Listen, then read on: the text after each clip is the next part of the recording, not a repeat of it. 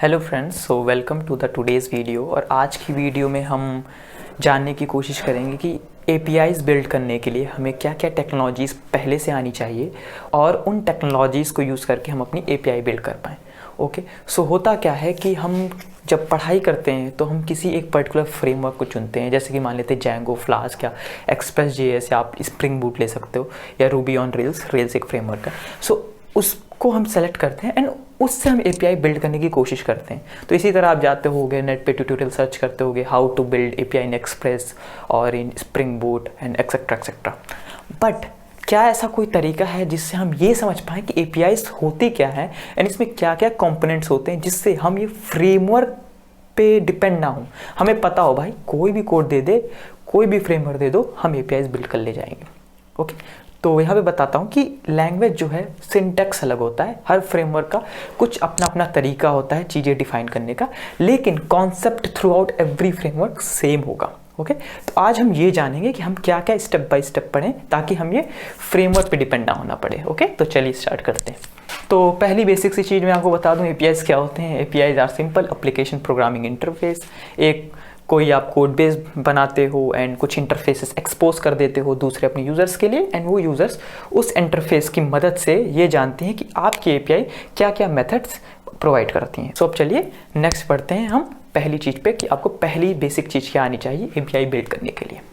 सो पहली सिंपल चीज़ तो आपको समझना होगा कि किस टाइप की एपीआईज होती हैं एंड किस टाइप से हम इसको बिल्ड करते हैं। ओके, सो अभी के दौरान जो सबसे फेमस हो रहा है एंड जो her through out every framework use हो रहा है उसको कहते हैं रेस्ट एपीआई, रेस्ट आर्किटेक्चर।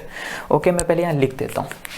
सो पहले तो जब भी कोई भी फ्रेमवर्क आप पढ़ोगे तो आपको पता होगा सिंपल सी कि भाई ये रेस्ट एपीआई पे वर्क करती है, रेस्ट आर्किटेक्चर पे भी वर्क करती है।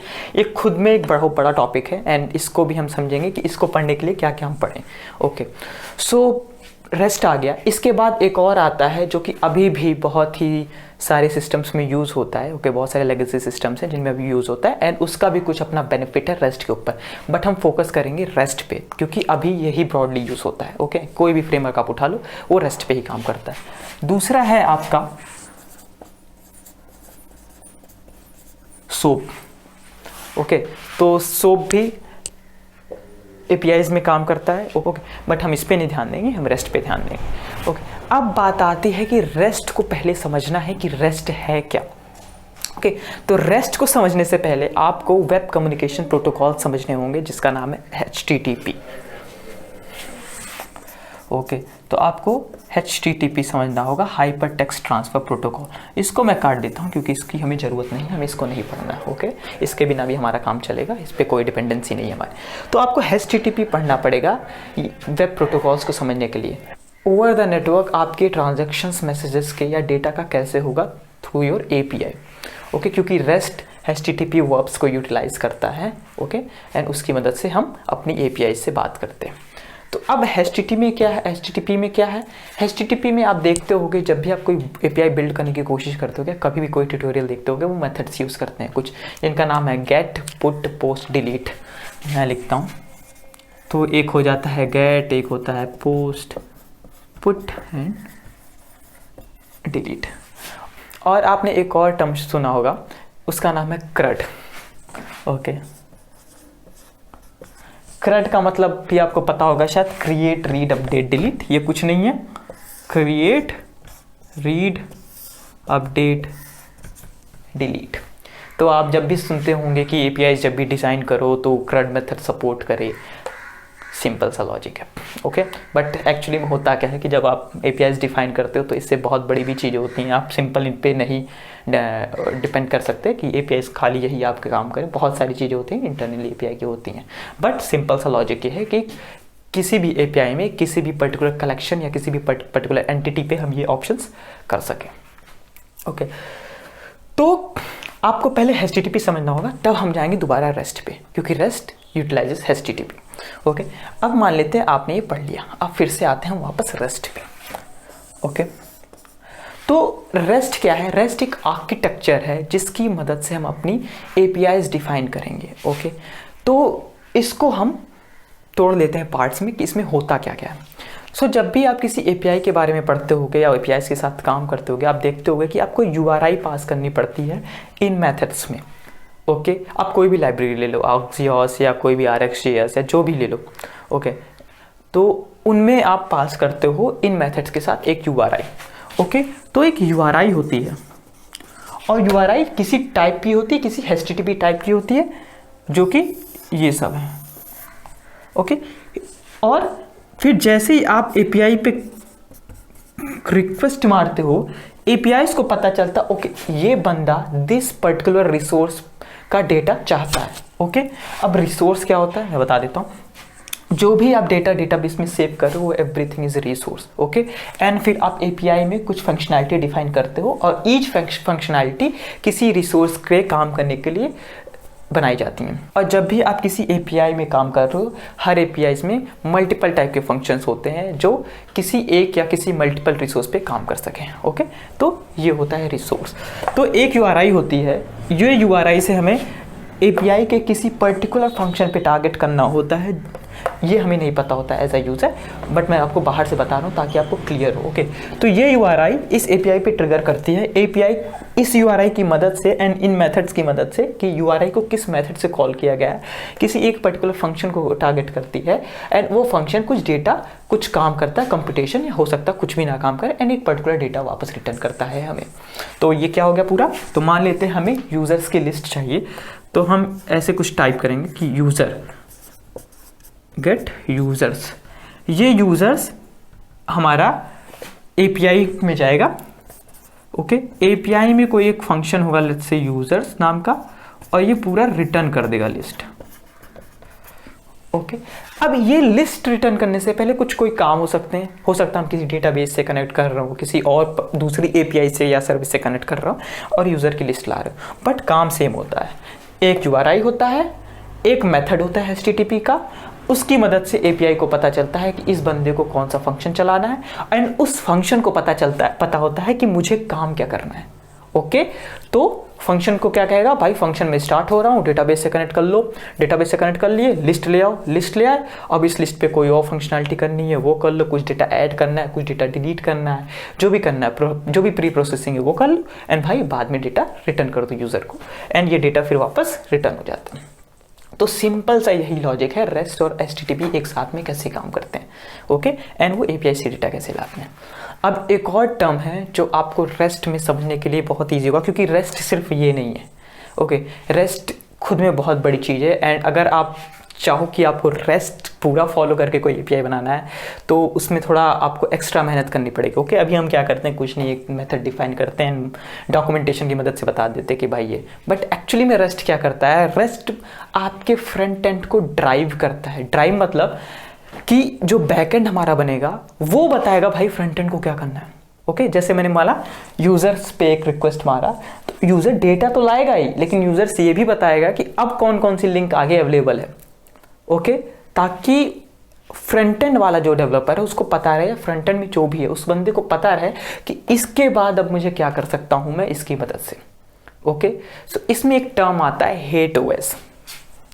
ओके, वो भी आप पढ़ लीजिएगा, तो ये इंपॉर्टेंट है OS. Okay, so HATEOAS का क्या मतलब है, hypermedia as the engine of the application state.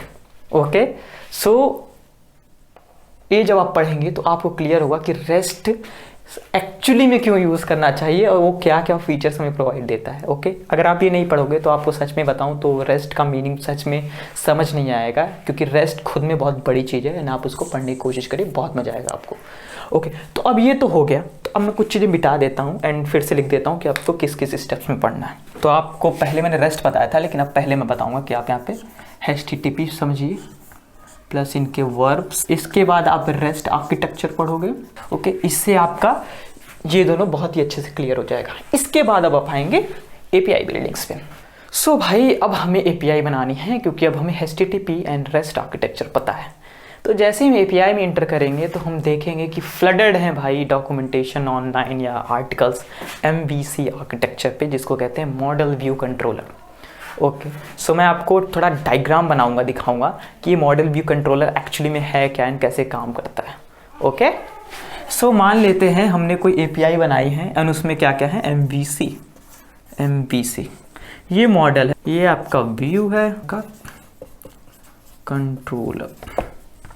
सो जब इस आर्किटेक्चर को आप देखते हो एंड फिर जब आप डेवलपमेंट में जाते हो तो आप कहते हो यार एक गड़बड़ हो रही है कुछ, ये व्यू कहाँ है मेरा एपीआई में, मैं तो डेटा पास कर दे रहा हूँ खाली। ओके हाँ यस हम करते हैं, एक्सप्रेस.js में आप अगर ले लोगे तो हम वहाँ पे व्यू बना सकते हैं एंड हमें फ्रंट एंड अलग से डेवलप करने की जरूरत नहीं, अलग से मतलब React.js, एंगुलर या इन सब फ्रेमवर्क या लाइब्रेरी को यूज़ करने की जरूरत नहीं एंड हम व्यू वहीं पे दिखा सकते हैं। ओके बट एक्चुअली में अभी क्या होता है, अभी हम एपीआई अलग रखते हैं एंड अपना फ्रंट एंड अलग रखते हैं। Okay and HTTP and REST की मदद से हम अपने एपीआई बैकएंड से बात करते हैं फ्रंट एंड में डेटा लाने के लिए। सो अब वापस आते हैं, तो आप जैसे इसको देखते हो आप सोचते हो यार व्यू तो दिख ही नहीं रहा है, इसमें तो मॉडल है, मॉडल मतलब डेटाबेस स्कीमा, डेटाबेस का स्ट्रक्चर क्या है, एंड कंट्रोलर वो फंक्शन जो कोई काम करते हैं। कंट्रोलर और भी स्पेसिफिक अगर समझाना चाहूँ कि आपका तो एक कोई फाइल होगी जो पर्टिकुलर सेट्स ऑफ जिसमें फंक्शन होंगे एंड वो फंक्शन कुछ काम करते होंगे। Okay and as a response data देते होंगे कॉलर को। ठीक है, तो अब व्यू नहीं है तो हम क्या करेंगे कि हम इसको थोड़ा चेंज करेंगे एंड एक नया नाम देंगे जो कि मैं बहुत यूटिलाइज करता हूँ किसी को अगर मुझे समझाना होता है एंड ये समझने की कोशिश करेंगे कि आज के हिसाब से डेवलपमेंट कैसे होती है। सो हमें वो नाम क्या है, राउट कंट्रोलर एंड मॉडल। आप देख लोगे कि मैंने मॉडल को लास्ट में रखा है, क्यों अभी आपको समझ में आ जाएगा। मैं पहले इनका नाम लिख देता हूँ। तो अब इस स्पेसिफिक ऑर्डर में मैंने क्यों लिखा है, ताकि आपको इजीली हर कोई फ्रेमवर्क समझ में आए। तो होता क्या है, जैसे आप कोई रिक्वेस्ट मारते हो, किस पे मारते हो, किसी राउट पे, पहले राउट पे रिक्वेस्ट आती है। ठीक है, सो इस राउट पे रिक्वेस्ट मारने के बाद क्या होता है, हर राउट पे किसी कंट्रोलर का एक कोई फंक्शन या कोई कंट्रोलर कह लेते हैं, कोई एक कंट्रोलर अटैच होता है। ओके, इस राउट को पता है कि मेरा कोई एक कंट्रोलर फंक्शन है। ओके, ये कंट्रोलर फंक्शन कोई सेट ऑफ रूल्स या सेट ऑफ वर्क करता होगा। ओके, स्टेप्स करता होगा। ओके, उन स्टेप्स के बीच हो सकता है मॉडल या डेटाबेस का यूटिलाइजेशन हो या ना हो। ओके, फॉर दिस एग्जांपल हम मानेंगे कि डेटाबेस का यूटिलाइजेशन हो रहा है। ओके, देन ये कंट्रोलर क्या करेगा, डेटाबेस एंड उस मॉडल को कॉल करेगा, सो मॉडल। ओके, उसके बाद क्या होगा, ये सारा डेटा रेडी होगा एंड वापस रिस्पॉन्स चला जाएगा, नॉट फ्रॉम मॉडल, कंट्रोलर से ही जाएगा। Okay, sorry for that. Okay, so अब ये कंट्रोलर वापस रिस्पॉन्स दे देगा डेटा प्रोसेस करके।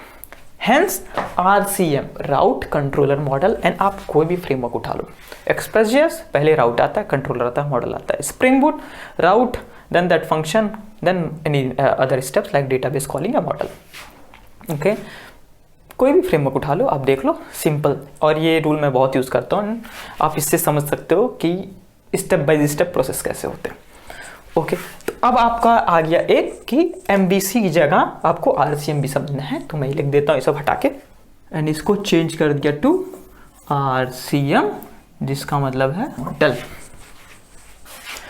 अब हमने तीसरा स्टेप समझ लिया, अब हम जाते हैं अपने नेक्स्ट स्टेप की तरफ। तो नेक्स्ट स्टेप की तरफ जाने से पहले अब हम समझते हैं कि हम इनसे इतनी चीज़ों से कर क्या सकते हैं। ओके, अगर हम इतनी चीज़ें समझ में आ गई तो हम एक सिंपल सा टास्क कर सकते हैं, हम कोई API बिल्ड कर सकते हैं एंड डेटा रिटर्न कर सकते हैं। ओके, हमें कोई प्रॉब्लम नहीं होगी। ओके, लेट्स से अब हमें अपनी API सिक्योर करनी है, वो हम कैसे करेंगे, क्योंकि हम API, एक और बात है, API हम बीच में इसलिए लगाते हैं ताकि हम जो डेटा है उसका एक्सेस डायरेक्टली एक्सपोज ना करें किसी को, कि फ्रीली कोई भी आए, कोई भी काम करे, कुछ भी मैनिपुलेशन करे और चला जाए, हैकिंग।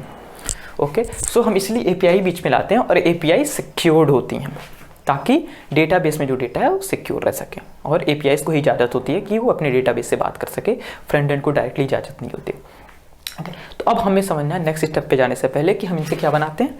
हम कोई API बना लेते हैं जो कोई पर्टिकुलर डेटा रिटर्न कर सकती हैं, जो कि अभी सिक्योर नहीं है। अब हम इन्हें सिक्योर करते हैं।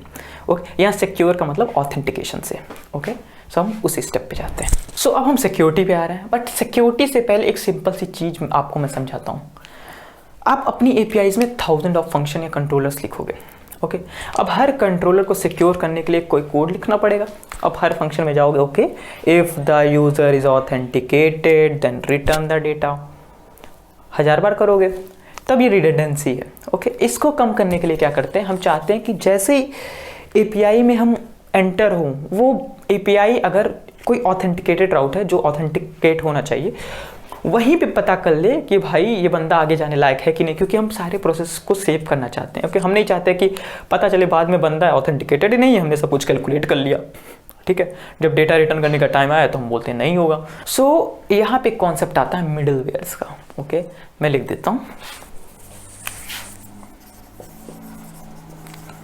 Middle wears. सो अब मिडिल वेयर्स क्या है, तो मिडिल वेयर मैं समझाता हूँ क्या है। तो आपका राउट होता है, मैं बना देता हूँ डायग्राम में। तो मैंने जैसे आरसीएम पैटर्न आपको बताया था, तो आपका एक राउट होता है, राउट किसी कंट्रोलर या कंट्रोलर फंक्शन से कनेक्ट होता है। तो अब या तो मैंने अभी आपको बताया, या तो भाई यही पता कर ले कि इफ ऑथेंटिकेटेड है यूजर की नहीं, बट इस फंक्शन का वो काम नहीं है। ओके, सो यहाँ पे एक और कॉन्सेप्ट आता है जिसका नाम है सिंगल रिस्पॉन्सिबिलिटी। ओके, या सेपरेशन ऑफ वर्क भी कह सकते हैं। तो मैं एक और लिख देता हूँ आपके लिए नोट कि आपको और एक्स्ट्रा अगर आपको पढ़ना है तो आप वो पढ़ सकते हैं। तो उसका नाम है सॉलिड डिज़ाइन प्रिंसिपल्स। ओके, तो एस वाले का मतलब है सिंगल रिस्पॉन्सिबिलिटी प्रिंसिपल। ओके, तो यहाँ पे हमें सिंगल रिस्पॉन्सिबिलिटी देनी है इस फंक्शन को। इस फंक्शन का ये काम नहीं है कि वो ऑथेंटिकेशन करे, इस फंक्शन का एक काम है कोई कलेक्शन पे या कोई टेबल पे जाना है, कोई काम करना है, कोई कंपटीशन करना है एंड डेटा रिटर्न कर देना है। तो हम इसको मैनेज करने के लिए क्या करते हैं, मिडिल वेयर कॉन्सेप्ट का यूज करते हैं एंड मिडिल में ही कहीं ऑथेंटिकेशन कर लेते हैं जैसे ही हमें रिक्वेस्ट मिलती है इस राउट पे। तो मिडिल वेयर अब आपका कहीं यहाँ पे होगा। और एक और चीज़, एक मिडिल वेयर नहीं हो सकता, मल्टीपल मिडिल वेयर्स हो सकते हैं। अगर आप चाहें तो किसी ऑथेंटिकेशन का मिडिल वेयर, फिर कुछ कोई काम करना उसका मिडिल वेयर, कोई काम करना उसका मिडिल वेयर आप लगा सकते हो। तो ये मिडिल वेयर, ये खुद में भी ये मिडिल वेयर और कुछ नहीं है, एक फंक्शन ही है। ओके, ये एक फंक्शन की तरफ ही टारगेट करेगा और ये फंक्शन भी कोई एक काम करता है लाइक ऑथेंटिकेशन। ओके, सो यहाँ पे वो ऑथेंटिकेट करेगा जो भी इस रिक्वेस्ट को पाने की कोशिश कर रहा है। ओके, उस यूजर को ऑथेंटिकेट करेगा। ओके, तो अब हमारा यहाँ सॉल्व हो गया कि हमें अपनी एपीआई सिक्योर कैसे करनी है ऑथेंटिकेशन की मदद से एंड मिडिलवेयर कॉन्सेप्ट कैसे यूज करना है, मिडिलवेयर्स होते क्या है। सो नाउ अब हमें पता है मिडिलवेयर्स क्या होते हैं एंड ऑथेंटिकेट अगर करना है एंड सेपरेशन ऑफ वर्क कैसे रखना है तो हमें वो कैसे करना है। अब ऑथेंटिकेशन तो मैंने आपको इसके साथ बताया, बट एक्चुअली में कैसे करना है, क्या क्या इसके पार्ट्स हैं वो भी मैं बताता हूँ। तो हम लिख लेते हैं अपना नेक्स्ट स्टेप, ऑथेंटिकेशन। सो अब हमें एपीआई बना ली है, हमने सारे कॉन्सेप्ट समझ लिए हैं, अब हमें उसे सिक्योर करना है एंड ऑथेंटिकेशन का यूज़ करना है। हमें पता है कि ऑथेंटिकेशन का कोड कहाँ लिखेंगे, इन अ मिडिलवेयर, एंड उस मिडिलवेयर को कहाँ लगाएंगे, राउट और कंट्रोलर के बीच। ओके, बट अब ऑथेंटिकेशन के क्या क्या स्टेप्स हैं हम ये जानते हैं। सो देखिए यहाँ पे दो टाइप की चीज़ें, या तो आप कोई थर्ड पार्टी सर्विस यूज़ करो, या तो आप अपनी खुद की सर्विस लिखो, या कोई कोड ब्लॉक लिखो, जो भी आपने इसी एपीआई में, अभी हम सर्विसेज की बात नहीं कर रहे हैं, मोनोलिथिक एपीआई स्ट्रक्चर की बात कर रहे हैं। ओके, तो दो टाइप की चीज़ें होंगी, क्या होंगी, या तो आपकी ये एपीआई है और ये ऑथेंटिकेशन के लिए किसी थर्ड पार्टी सर्विस से बात करती है, या इन हाउस इसका कोई कोड लिखा हुआ। ओके, सो अब हम इसकी बात करेंगे, हम थर्ड पार्टी वाले की बात नहीं करेंगे। अगर आपको थर्ड पार्टी वाली जानी है तो आपको भी तब भी ये समझना होगा। ओके, एंड ऑल्सो आप मिडिलवेयर्स का यूज़ कर सकते हैं, कुछ नहीं, मिडिलवेयर में जाइए, उस फंक्शन में जाइए, थर्ड पार्टी का ऑथेंटिकेशन सिस्टम कोड अपना लिखिए एंड डन। तो अब हम इसकी बात करेंगे, और हमें अगर खुद मैनुअली अपने लिए ऑथेंटिकेशन लिखना हो तो हम कैसे लिखेंगे। सो यहाँ पे एक कॉन्सेप्ट आता है जेसन वेब टोकन्स का, जिनको शॉर्ट में कहते हैं JWT। ओके, सो जेसन वेब टोकन्स क्या होते हैं, हम एक कोई टोकन बनाते हैं एंड उसको यूज़र को रिटर्न कर देते हैं। यूज़र को मतलब फ्रंट एंड में जो भी काम कर रहा है उसको रिटर्न कर देंगे। उसके बाद बार बार ये टोकन यूटिलाइज होगा आपको ऑथेंटिकेट करने के लिए। ओके, तो इस टोकन में कुछ चीज़ें होती हैं जैसे कि पेलोड और उसका एक एक्सपायरेशन टाइम, ये कब एक्सपायर होगा आप इसको कुछ भी सेट कर लो, जो मन करे, 10 साल, 15 साल, 10 मिनट, 5 मिनट। ओके, एंड फिर इसको पता होगा कि भाई अब ये टोकन एक्सपायर हो गया, फिर से एक टोकन बनाओ, फिर से एक टोकन बनाने का मतलब फिर से लॉग इन करो। ओके, सो अब हमें वहाँ पे JWT का कॉन्सेप्ट समझना है। तो अगर ऑथेंटिकेशन समझना है तो पहली चीज़ हमें JWT पढ़ना होगा। तो JWT में क्या होता है, टोकन बनाते हैं, टोकन वेरीफाई करते हैं। दो टाइप के function, again interfaces, application programming interface. इसके दो इंटरफेसेस हैं। क्या करता है? Generate a token by taking some input and verify the token by taking the token. Okay, so ये दो फंक्शन होते हैं जो कि आपको ऑथेंटिकेशन में हेल्प करेंगे। तो आप कैसे करोगे? कुछ नहीं होता, लॉगिन करते हो, लॉगिन किया, generate the token. Generate token के अंदर क्या होगा? If this user is found by this password and this user name then generate the token and return. और दोबारा टोकन जब आएगा बार बार तो आप वेरीफाई कैसे करोगे?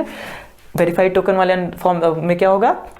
If this user in database and this password is matching with this user's password then verified. या जो भी आप अपने अलग अलग डेटा डालना चाहो, उन पे वर्क करना चाहो, उस हिसाब से आप वेरीफाई कर लो। ये पूरी तरह आपका कॉन्सेप्ट होता है, आपका जो लॉजिक होगा उसके हिसाब से वेरीफाई हो जाएगा।